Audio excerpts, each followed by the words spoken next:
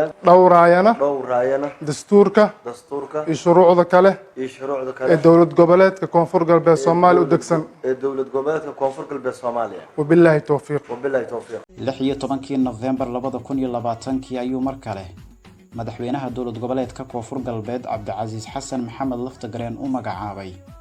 Cabduqaadir Maxamed Nuur Siidi inuu noqdo gudoomiyaha gobolka Shabeellada Hoose. Qaybaha kala duwan ee bulshada ayaa si diiran u soo dhaweeyay gudoomiyaha gobolka Cabduqaadir Maxamed Nuur Siidi iyadoo munaasabado waaweyn oo lagu taageerayay lagu qabtay degmooyinka Marko, Baraawe, Awdhegle, Qoryoole, Janaale iyo deegaano kale oo dhowr ah gobolka Shabeellada Hoose ka tirsan. 24 November 2020 ayuu xilka la wareegay gudoomiyaha gobolka Shabeellada Hoose Cabduqaadir Maxamed Nuur Siidi wuxuuna ballan qaaday in arrimaha hortabinta leh uu siin doono ay tahay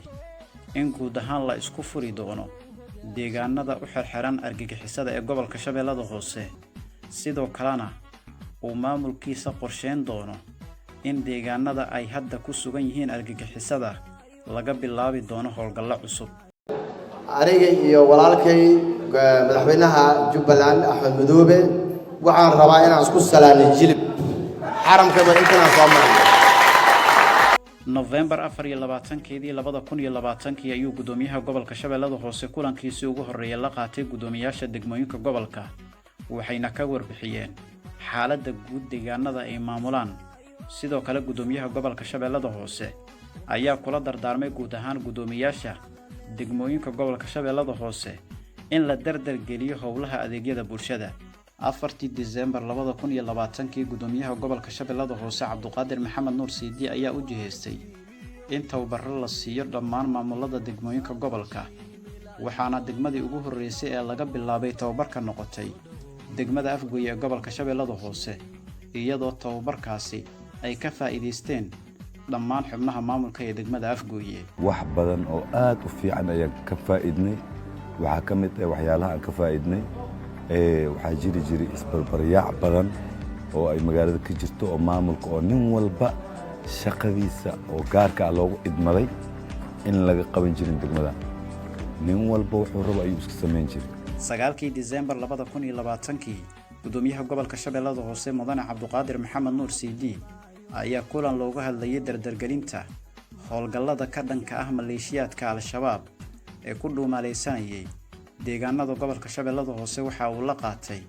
wasiirka gaashaandhigga xukuumadda federaalka ee Soomaaliya. December 14 2020 ayuu gudoomiyaha gobolka Shabeellada Hoose Cabduqaadir Maxamed Nuur Siidi tababar aqoon kordhin ah u furay maamulka degmada Baraawe ee caasimadda koonfur galbeed Soomaaliya iyo deegaanada hoos yimaada. tababarkan oo socday muddo 5 maalin ah ayaa waxa ka qayb galay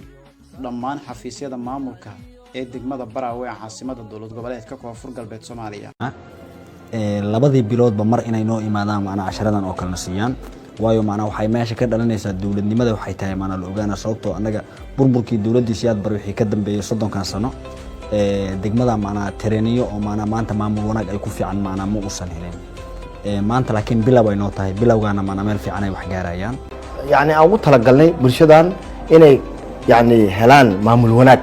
iyo qofkii maamul loo dhiibay laftigiisa tababar inuu helo marka waxyaalaha ay ka faa'iideen waxa kamid ah waxana aan anagu gudbinay oo macallimiinta anagu hambaleyna runtii waxay tahay in la baray yani qof walba shaqadiisa